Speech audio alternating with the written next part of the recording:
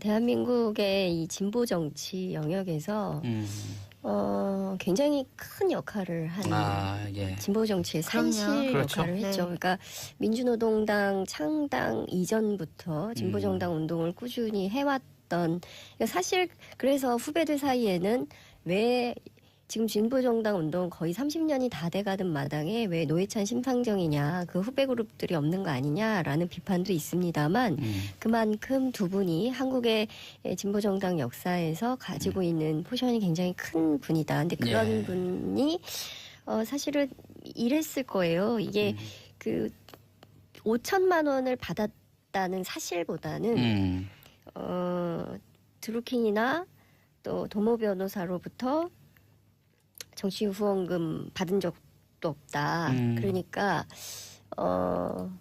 없다. 돈 받은 적 없다라고 한 그 거짓말 때문에 이런 생각을 한 것이 아닌가라는 생각이 좀 듭니다. 그러니까 한평생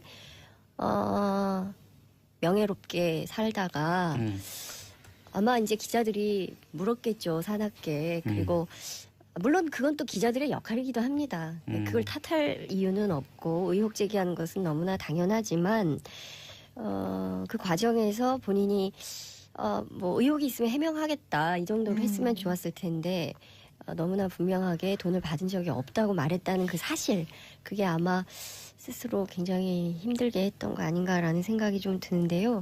저는 대한민국의 정치가 정말 돈이 없어도 당당하게 국민들을 위해서 일할 수 있는 정치 구조가 되어야 되는데 여전히 우리는 돈이 많은 기득권들이 정치하기가 좋은 구조거든요. 그래서 아마 이 오랫동안 어렵게 진보정당 살림을 꾸려가면서 해오던 과정에서 생긴 하나의 실수라면 실수일 수 있을 텐데 그것에 대한 책임, 도의적 책임, 정치적 책임을 이렇게 지려고 하셨던 것은 아닌가라는 생각을 하니까 너무 더 가슴이 아프고요.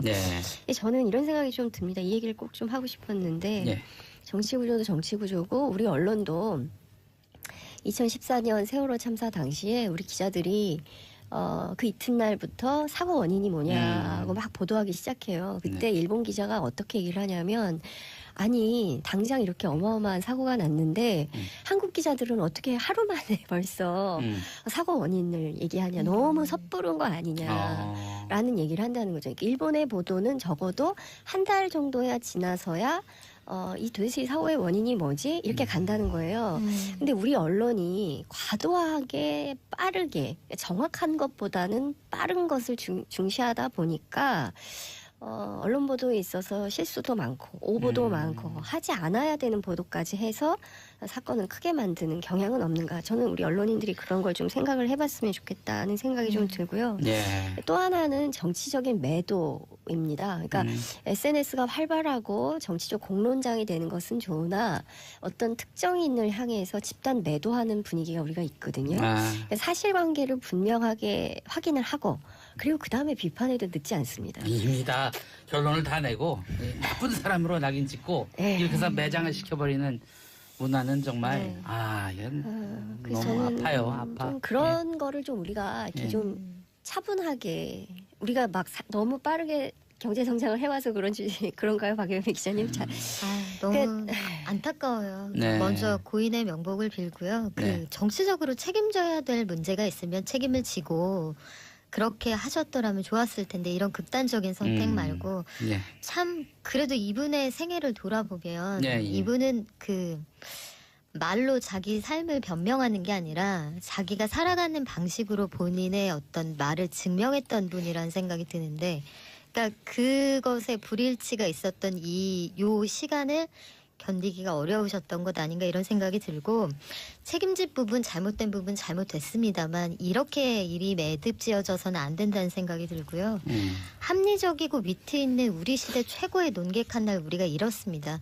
그러니까 그 어떤 시대의 균형을 맞춰주는 균형주와 같은 역할을 하셨던 분인데 너무나 안타깝고 뭐 너무나 많은 어록이 있습니다. 촌철살인의 어록들이 있는데 맞는 말을 와닿게 시민의 언어로 반드시 해야 되는 시점에 했던 분이세요. 예컨대 이런 이야기가 떠오르는데 고위공직자 수사처를 설치하자고 했을 때 반대 여론이 많았죠. 특히 기득권 세력을 중심으로. 이때 이분이 어떤 말씀을 하셨냐면 노회찬 의원께서 모기가 싫어한다고 F킬러 안 살 수 있습니까? 이런 얘기를 하셨어요. 그러니까 그 기억이 굉장히 선명하게 남고 박근혜 전 대통령이 그 인권 침해를 호소하면서 본인이 굉장히 좁은 방에 거의 유폐돼 있다. 인권 침해적 요소가 굉장히 크다고 했을 때 일반 수용자들이 어떤 환경에서 생활하고 있는지 이 신문지를 펴서 국회에서 그걸 직접 누워보면서 보여주신 분이에요. 그런 너무나 많은 일들을 기억하고 있는데 참으로 안타깝고 이 참담한 마음을 금할 수가 없습니다. 예. 문재인 대통령이 이제 40여 분 뒤 11시 50분 청와대 SNS 방송에 출연해서 국민청원에 답변하려던 계획을 취소했습니다. 노회찬 원내대표가 스스로 목숨을 끊으면서 이 계획을 취소했는데요. 한편 청와대는 노회찬 원내대표가 숨진 채 발견됐다는 보도에 대해서 김의겸 대변인을 통해서 오늘 아침에 가슴 아픈 일이 있었다. 노 의원이 편히 쉬시길 빌겠다. 이러면서 애도했습니다. 자유한국당 김성태 대표 권한대행 원내대표가 같이 방미단에 포함돼서 갔잖아요. 그렇죠. 다녀왔죠. 어제 돌아왔어요. 네. 지금 노회찬 의원 소식에 충격에 말문이 막혀서 말을 제대로 못하겠다 이렇게 얘기를 했다고 합니다. 이게 이제 그 방미단에 갔을 때 노회찬 의원 때문에 하루 일정을 앞당겨서 귀국을 했다 그래요. 근데 귀국하기 전날 밤에 같이 와인을 한잔 했다고 합니다. 그래서 그 와인이 마지막 그 술 한잔 자신이 대접한 것 같다. 뭐 이런 지금 반응도 보이고 있네요. 그리고 정의당은 뭐 거의 지금 거의 패닉 상태에 빠진 것 같고요. 외부에서 지금 정의당 쪽에 연락을 많이 하고 있는데 정의당에서 일절 뭐 전화도 받지 않고 현재로서는 입장을 내놓지 못하고 있는 상황인 것 같습니다. 장윤성 기자님 전화가 연결이 안 되죠? 지금 계속 전화 여러분들께 했는데 근데 지금 경황이 있겠습니까? 제가 생각해도 지금 전화 받을 수 없고요. 아마 다 현장으로 가고 있거나 가 있거나 상황을 그러니까 이것도 마찬가지인 것 같아요. 너무 급하게 우리가 지금 얼마나 경황이 없겠어요. 그게 내일이라고 생각해 보십시오. 아이고. 지금 그러면 당장 사고 현장에 또 병원에 이렇게 달려가고 있을 텐데 우리가 너무 빠르게 물론 빨리 알고 싶긴 하지만 좀 기다렸으면 좋겠다는 생각이 좀 들고요.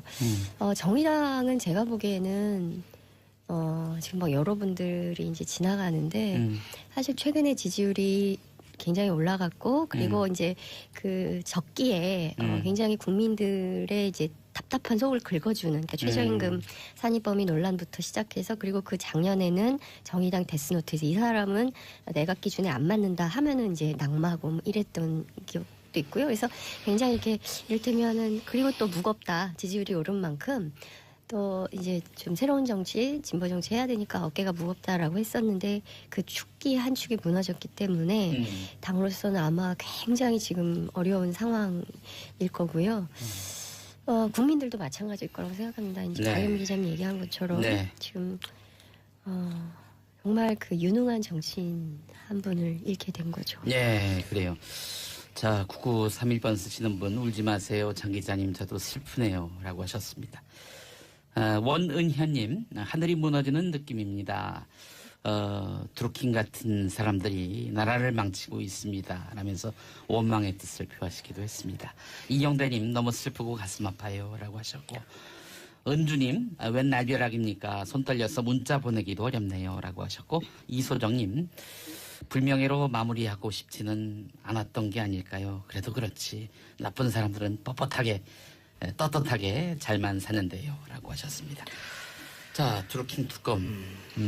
이거 어떻게 돼갈 것 같으세요, 이제? 지금 뭐 그러지 않아도 허위범 특검이 오늘 업무 다 중단하고 긴급회의에 들어갔다 이렇게 얘기를 하고 있고요. 11시 30분에 긴급 브리핑을 열 예정이라고 합니다.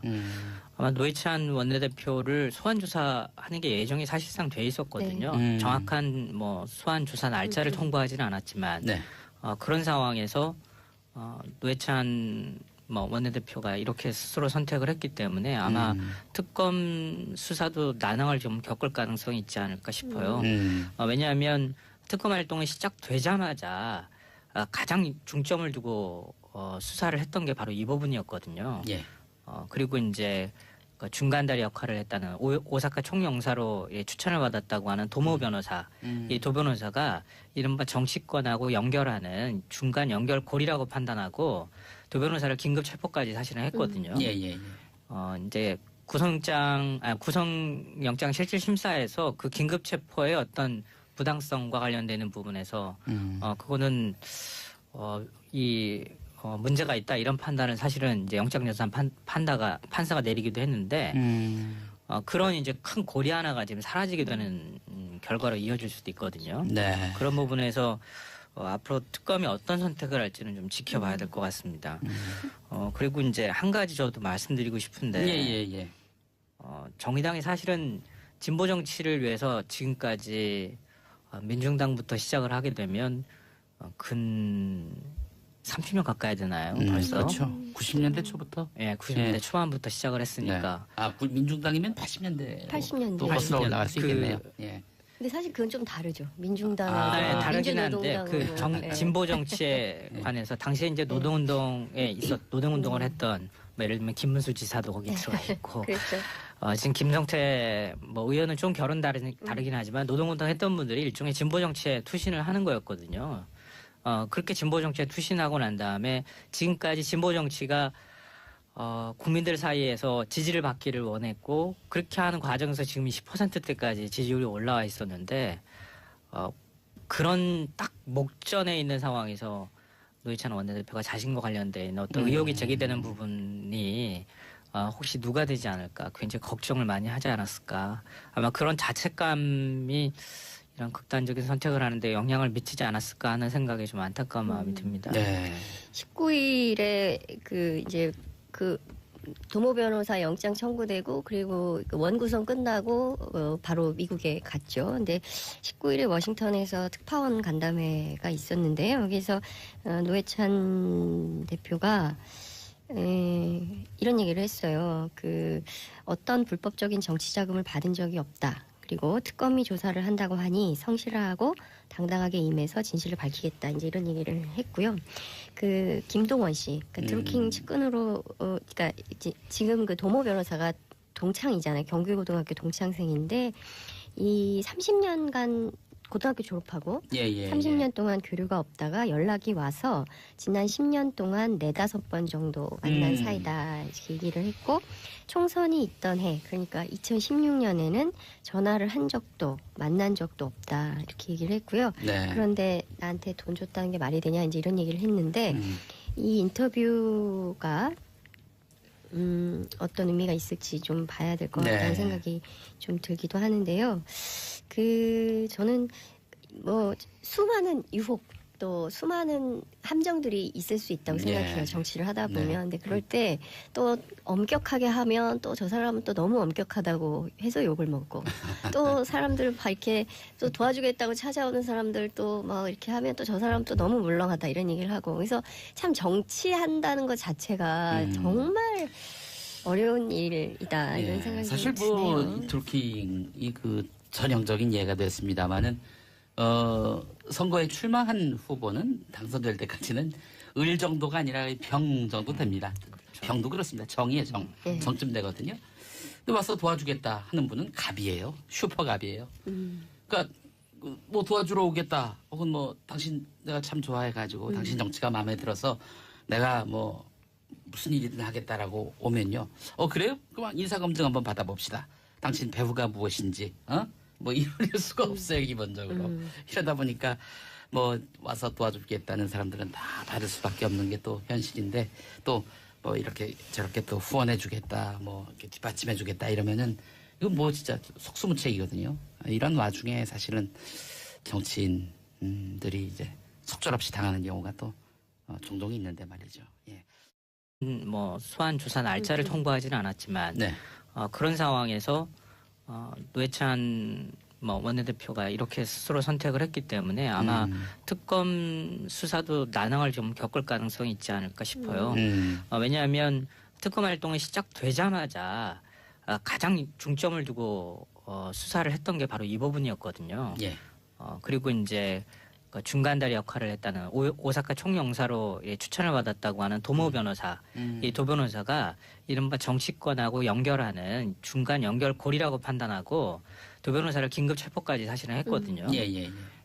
이제 구성영장 실질 심사에서 그 긴급 체포의 어떤 부당성과 관련되는 부분에서 그거는 문제가 있다 이런 판단을 사실은 이제 영장재산 판사가 내리기도 했는데 그런 이제 큰 고리 하나가 지금 사라지게 되는 결과로 이어질 수도 있거든요. 네. 그런 부분에서 앞으로 특검이 어떤 선택을 할지는 좀 지켜봐야 될 것 같습니다. 그리고 이제 한 가지 저도 말씀드리고 싶은데 예.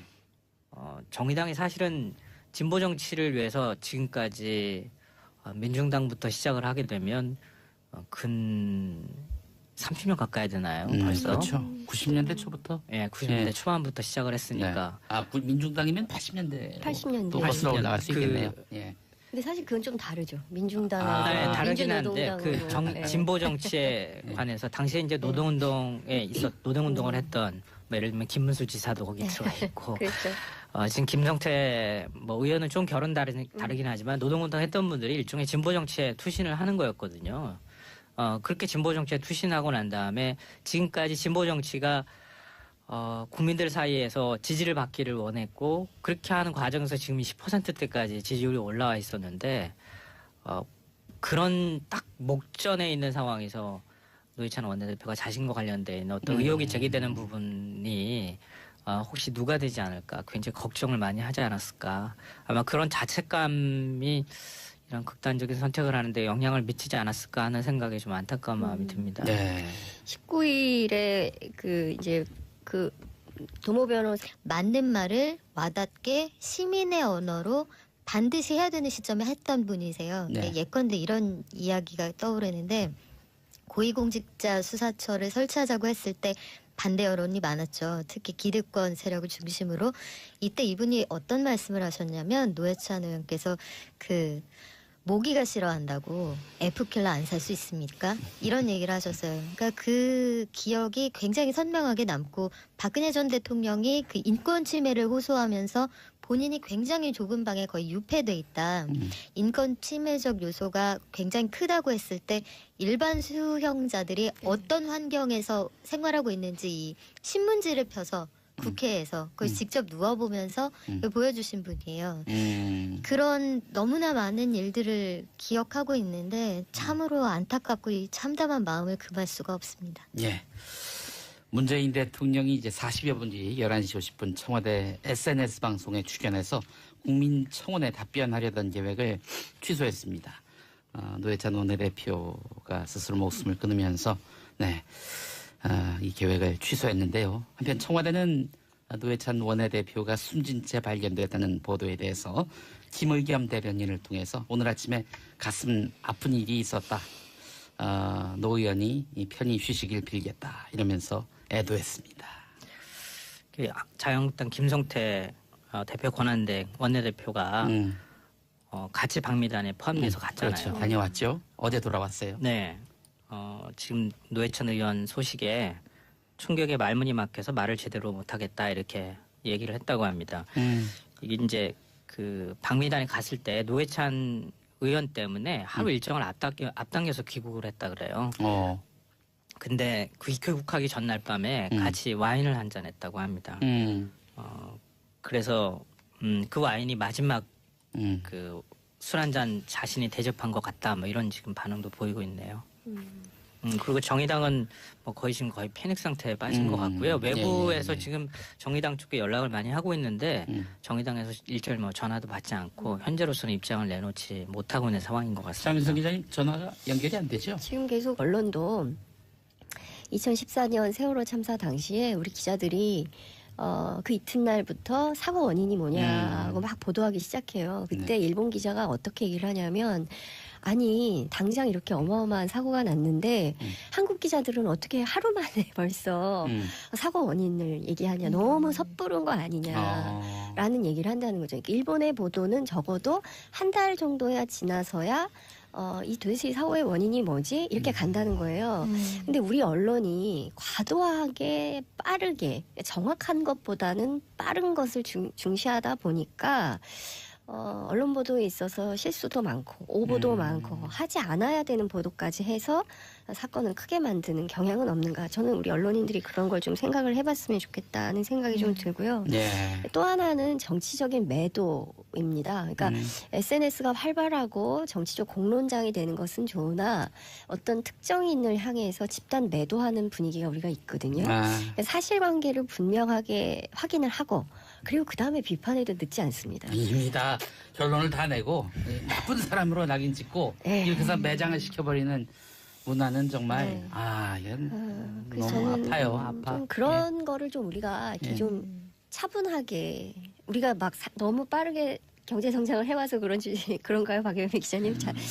너무 안타까워요. 네. 먼저 고인의 명복을 빌고요. 네. 정치적으로 책임져야 될 문제가 있으면 책임을 지고 그렇게 하셨더라면 좋았을 텐데 이런 극단적인 선택 말고 네. 참 그래도 이분의 생애를 돌아보면 네, 예. 이분은 그 말로 자기 삶을 변명하는 게 아니라 자기가 살아가는 방식으로 본인의 어떤 말을 증명했던 분이라는 생각이 드는데 그러니까 그것에 불일치가 있었던 요 시간을 견디기가 어려우셨던 것 아닌가 이런 생각이 들고 책임질 부분 잘못된 부분 잘못됐습니다만 이렇게 일이 매듭지어져서는 안 된다는 생각이 들고요. 합리적이고 위트 있는 우리 시대 최고의 논객한 날 우리가 잃었습니다.